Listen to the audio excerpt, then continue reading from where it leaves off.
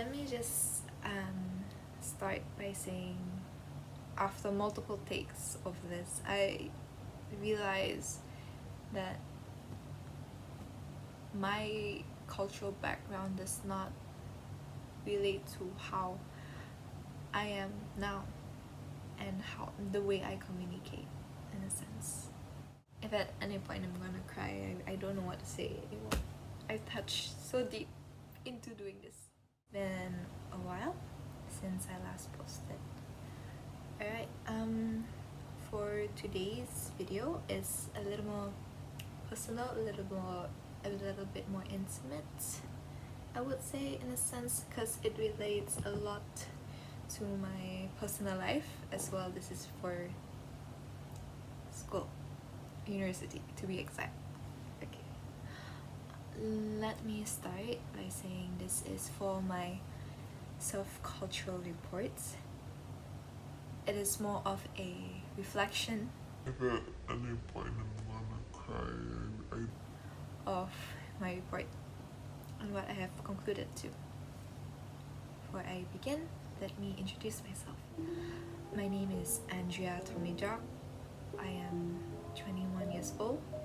My birthday is on 30th April 1999, which makes my horoscope a Taurus. I am Malaysian by birth and I'm from Miri, Sarawak. I'm Christian, bisexual, and I am mixed race. I grew up in a rather blank slate situation kind of household where neither part of my cultural background played a significant part in the way I grew up, in the way I learned to communicate now. Although I do owe it a little bit to my Iban roots, where because of them, my mom's side has taught me to be more expressive, more loud in terms of using words, being more direct, using more body language, hand gestures whenever I communicate. Compare it to my Kayan side, which is my dad's side, where they are generally more quiet, more reserved. They're only loud if they get drunk. So yeah, honestly feel like it's because of my own exposure to Western culture that has taught me to adapt to different ways to communicate with people. I don't owe it to my Kayan culture or to my Iban culture for that. Being raised with very little knowledge on what my culture is exactly has been frustrating. The knowledge that I have of customs, traditions, and whatnot is from what I learned in school. I do not have the luxury of having that intimate feeling of having traditions passed down from generation to generation. I've already lost that with my Iban side because my mom's family, they do not practice it at all. The only Iban culture that I know is from what I learned in school.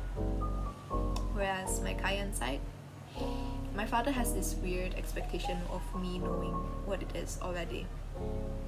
So he just brings me to events, expects me to know, and says, look what's going on here, learn from it, just like that. Iban in itself is more of an individualistic kind of culture where it's you do you and I do me. Whereas Kayan, it's more of a collectivism kind of setting, kind of situation where it's more family centric. It happens more on his family, him to his family rather than him to his family, which is me. It's already bad enough growing up with being mixed race. It's not much luxury to it, to be honest. Like, you already look different. Then there's this stupid language barrier where you don't fit into any one of these, because both Kayans and Ibans, right, they're elitist, they're really prideful, they're prideful in their race. And when you don't fit in, when you don't check the list of every single criteria that they have, you're ultimately ousted as an outsider. Like, you can join, but you're not really part of the group, to which is what I have felt most of my life. Because of that, I built up my own way of adapting, being a chameleon in a sense of like going through here and there, adjusting myself and learning through observation of how these people react to this kind of communication if I see another person communicating that way to that kind of person. To conclude, not in a sense, to conclude, I do feel as though I built my own culture. My cultural background has nothing to do with who I am today and the way I communicate. So I hope y'all like that little personal reflective on my doing this video and doing this report. Of course, the report's gonna be a little different. This video is mostly a reflective of what I feel like after doing it. So you do you. Your culture is yes, but given my situation, it's not me.